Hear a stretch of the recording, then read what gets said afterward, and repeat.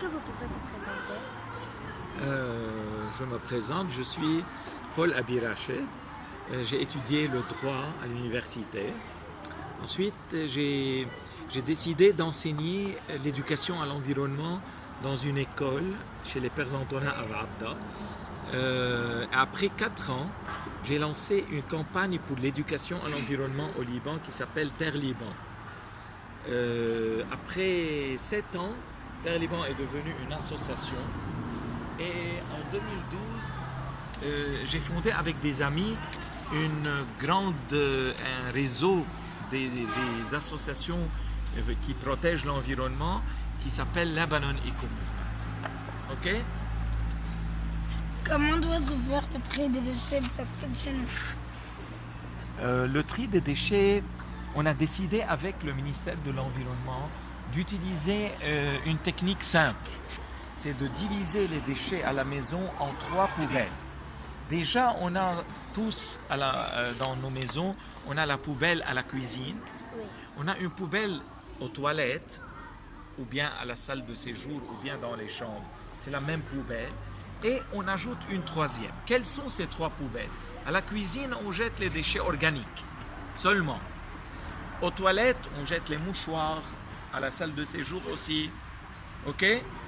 Et on ajoute une 3e poubelle où on met tous les déchets recyclables. Le plastique, le papier, les verres, les métaux. D'accord? Mais si quelqu'un ne respecte pas, Si quelqu'un ne respecte pas, le gouvernement peut donner une chance aux gens, aux Libanais, par exemple, 6 mois. Pendant ces 6 mois, on fait beaucoup d'éducation. Et après les 6 mois, si quelqu'un ne trie pas, on peut lui faire payer, disons, 10 000 livres, 20 000 livres, 50 000 livres, s'il ne trie pas. Mais il faut donner une chance. On fait beaucoup de publicité, on va dans les écoles, on va dans les municipalités, on explique aux gens. Ok? quelle habitude doivent adopter les consommateurs afin de limiter l'utilisation de plastique? C'est une très bonne question parce que avant de parler du recyclage, il faut parler on dit toujours, il faut respecter les 3 R. Réduire, réutiliser, recycler. Mais au début, il faut réduire notre consommation de plastique. C'est-à-dire, si on peut par exemple acheter un jus dans une bouteille, on peut consigner, on peut rendre la bouteille. C'est mieux que d'acheter une bouteille en plastique, n'est-ce pas? Si on peut, par exemple, si on voit que l'aluminium est recyclé mieux que le plastique, on achète par exemple le Ice Tea, c'est dans une canette d'aluminium, n'est-ce pas? Le plastique est devenu un produit dangereux parce que quand il se décompose, il devient un microplastique. Et les microplastiques, ils vont dans l'eau, ensuite dans les mers et les océans. Ensuite, ils sont avalés par les poissons et les humains commencent à avoir dans leur corps, dans tout ce qu'ils mangent, avoir aussi du plastique. Même dans le sel qu'on utilise, il y a maintenant du microplastique.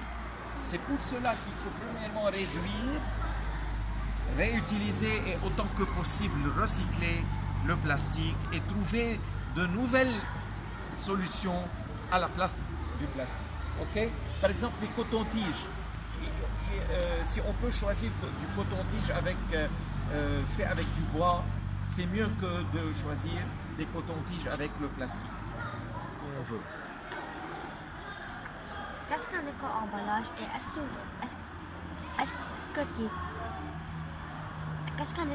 qu'est-ce qu'un éco-emballage et existe-t-il au Liban? Un éco-emballage, c'est-à-dire un emballage qui est biodégradable.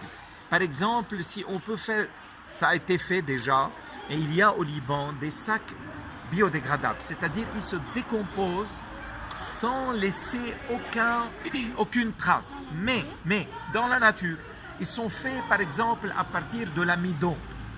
Et l'amidon, il vient de quoi? Quel légume? Dans quoi il y a de l'amidon? les pommes de terre ou bien le maïs, il y a des sacs en plastique qui sont faits à partir du maïs aussi. Donc ils sont biodégradables, on les appelle des éco-emballages. Mais aussi on peut utiliser par exemple des sacs réutilisables.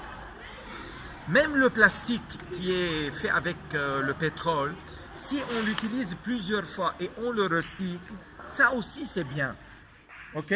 Donc il ne faut pas attendre que s'il n'y a pas de l'éco-emballage, donc on ne fait rien. Non, on peut trier les sacs en plastique et les recycler.